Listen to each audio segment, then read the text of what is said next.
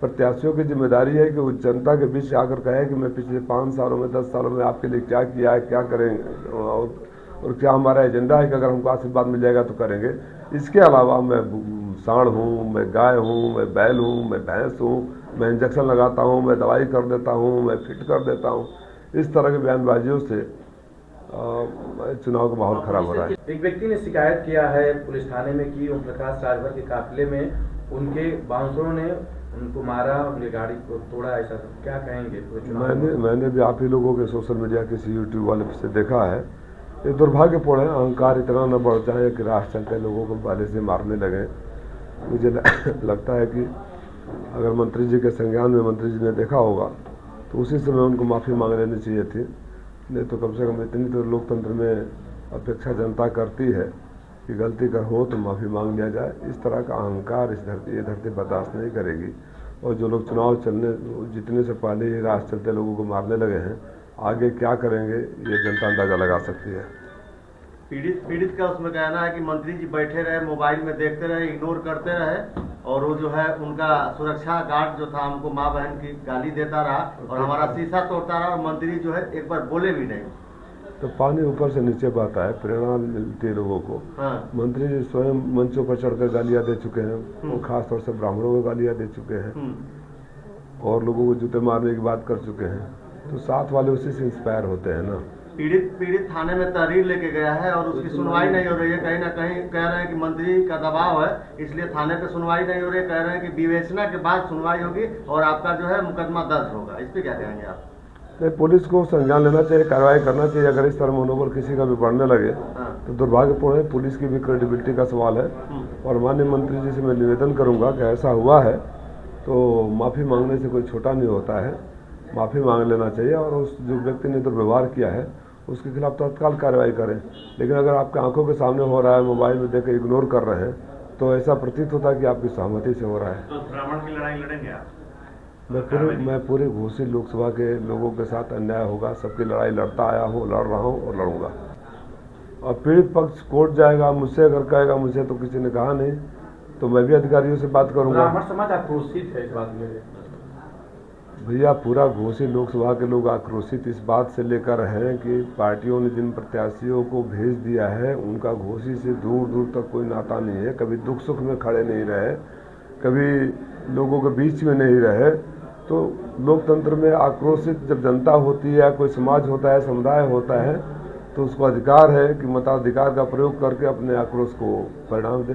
Sir, Ballia में शराफत पांडे के ऊपर एक बयान को लेकर के मुकदमा दर्ज कर दिया गया है और घोसी में तमाम इस तरह की बयानबाजी हो रही है, लोगों के ऊपर हमले हो रहे हैं, फिर भी यहाँ पर अगर कार्रवाई नहीं हो रही। सर, बलिया में विपक्ष का नेता था तो कार्रवाई हो गई, यहाँ पावर सेंटर है तो कार्रवाई नहीं हो रही है।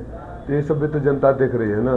चुनाव आचार संहिता निश्चित रूप से चुनाव आयोग को भी संज्ञान लेना चाहिए। अगर लगातार सोशल मीडिया पर चल रहा है, आप लोग बोल रहे हैं, चुनाव आयोग फिर भी संज्ञान नहीं ले रहा है, तो ये दुर्भाग्यपूर्ण स्थिति है। संस्थाओं ने तो अपनी क्रेडिबिलिटी पहले ही खो दी है, अब और निचले स्तर पर जा रहे हैं। लेकिन संस्थाएं चुप रह सकती है, सरकारी दबाव में अधिकारी चुप रह सकते हैं। जनता की कोई मजबूरी नहीं है कि इस तरह का अन्याय को देखकर चुप रहे।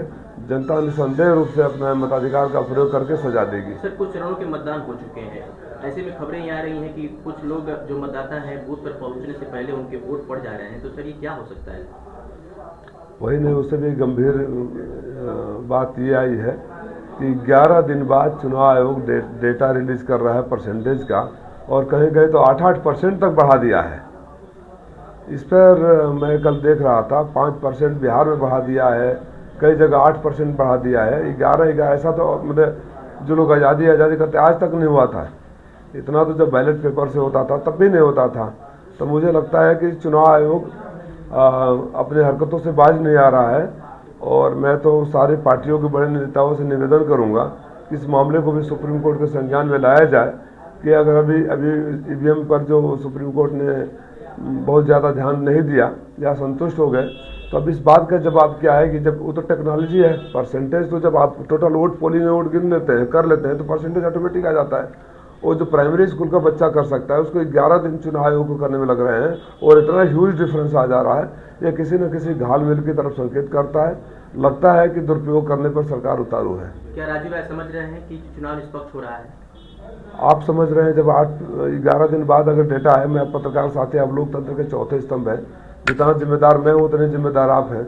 आप पत्रकार साथी खुद ही, मैं कल देर सुन रहा था पत्रकारों ने भी, जो एक्सपर्ट हैं वो लोग भी बोल रहे थे कि तो अविश्वसनीय है, अकल्पनीय है।